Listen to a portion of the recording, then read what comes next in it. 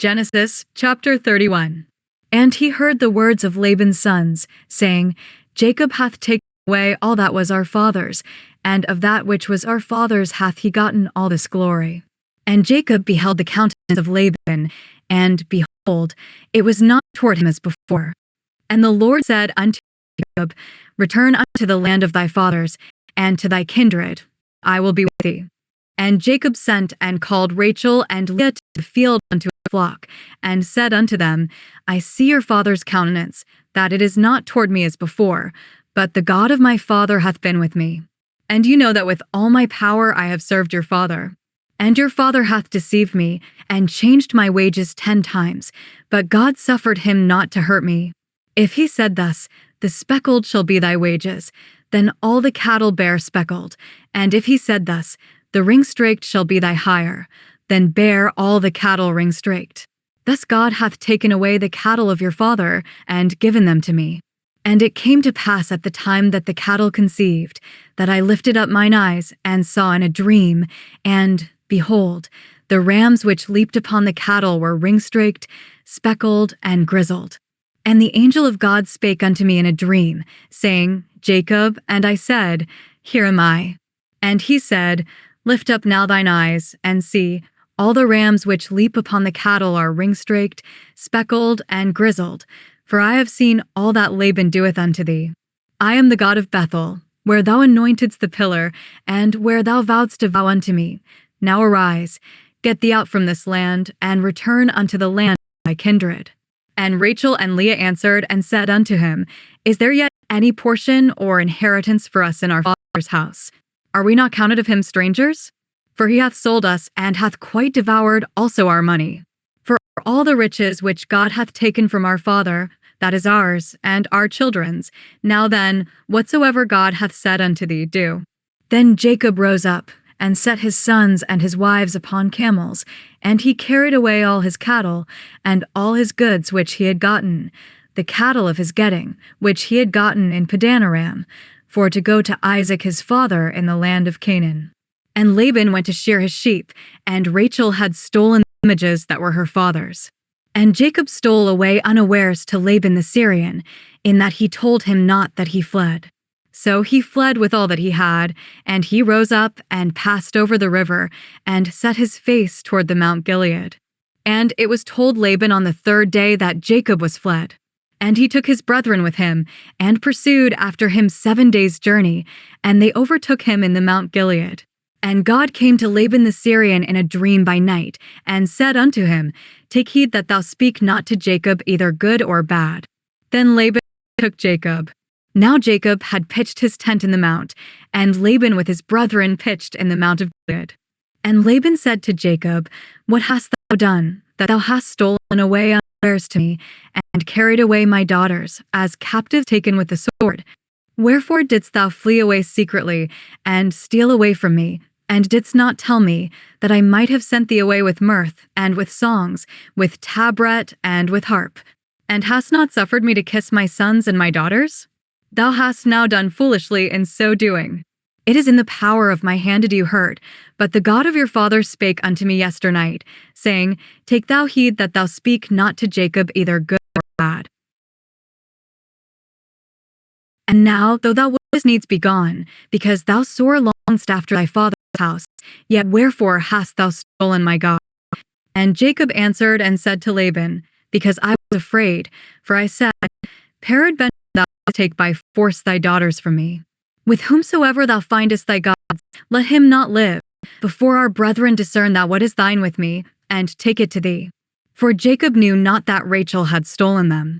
And Laban went into Jacob's tent, and into Leah's tent, and into the 2 maidservants' tents, but he found them not. Then went he out of Leah's tent, and entered into Rachel's tent. Now Rachel had taken the images, and put them in the camel's furniture, and sat upon them. And Laban searched all the tent, but found them not. And she said to her father, Let it not displease my lord that I cannot rise up before thee, for the custom of women is upon me. And he searched, but found not the images. And Jacob was wroth, and chode with Laban. And Jacob answered and said to Laban, What is my trespass? What is my sin, that thou hast so hotly pursued after me? Whereas thou hast searched all my stuff, what hast thou found of all thy household stuff? Set it here before my brethren and thy brethren, that they may judge betwixt us both. This 20 years have I been with thee. Thy ewes and thy she-goats have not cast their young, and the rams of thy flock have I not eaten. That which was torn of beasts I brought not unto thee. I bear the loss of it. Of my hand didst thou require it, whether stolen by day or stolen by night. Thus I was, in the day the drought consumed me, and the frost by night, my sleep departed from mine eyes. Thus have I been 20 years in thy house. I served thee 14 years for thy 2 daughters, and 6 years for thy cattle, and thou hast changed my wages 10 times. Except the God of my father, the God of Abraham, and the fear of Isaac, had been with me, surely thou hadst sent me away now empty. God hath seen mine affliction and the labor of my hands, and rebuked thee yesternight. And Laban answered and said unto Jacob, These daughters are my daughters, and these children are my children, and these cattle are my cattle, and all that thou sayest is mine. And what can I do this day unto these my daughters, or unto their children which they have borne? Now therefore come thou, let us make a covenant, I and thou, and let it be for a witness between me and thee. And Jacob took a stone, and set it up for a pillar. And Jacob said unto his brethren, Gather stones, and they took stones, and made an heap, and they did eat there upon the heap. And Laban called it Jegar-sahadutha. Jacob called it Galeed. And Laban said, This heap is a witness between me and thee this day. Therefore was the name of it called Galeed and Mizpah, for he said, The Lord watch between me and thee, when we are absent one from another.